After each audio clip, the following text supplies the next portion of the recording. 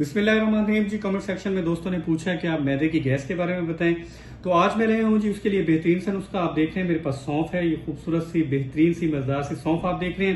یہ درد شکم کو کم کرتی ہے، بینائی کو تیز کرتی ہے، میدے کے تمام دائمی امراض کے لیے بہتر ہے۔ یہ آپ نے کیا کرنا ہے، آپ نے کرنا یہ ہے کہ اس کا استعمال کس طرح سے کرنا ہے وہ میں آپ کو بتا رہا ہوں۔ آپ نے کرنا یہ ہے کہ اگر آپ نے سونف استعمال کرنی ہے تو آپ نے اگر قہوہ بنانا ہے تو آپ نے بادیان کا پیس لینا ہے، آپ نے 2 سبز الائچی کے پیس لینے ہیں، آپ نے لونگ کے 2 پیس لینے ہیں، تھوڑا سا آپ نے یہ سونف لینا ہے اور ایک آپ نے دارچینی کا پیس لینا ہے۔ اس کا آپ نے قہوہ بنانا ہے، اس کا قہوہ بنا کے آپ پئیں، جس طرح سے آپ قہوہ بناتے ہیں، جس طرح سے آپ گرین ٹی بناتے ہیں اس طرح سے پئیں۔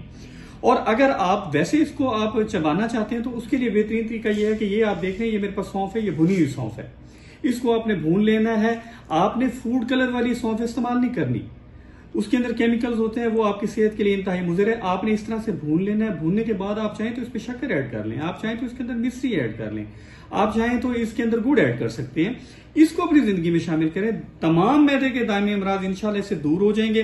لیکن ضروری چیز یہ ہے کہ بھائی اپنے کھانے کی ٹائمنگ کا خیال کریں، کھانے میں اعتدال برتیں۔ ہم کرتے یہ ہیں کہ 2 پلیٹ چاول کی کھاتے ہیں اور اس کے بعد ایک پیپسی پیتے ہیں، پیپسی پینے کے بعد سگریٹ کا کش لگاتے ہیں اور پھر کہتے ہیں جی میدے کے اندر ہلچل ہے۔ تو میدے کے اندر ہلچل تو ہوگی۔ ان چیزوں کو استعمال کریں، نیچر کے قریب ہیں، خوش رہیں۔ سلام پاکستان۔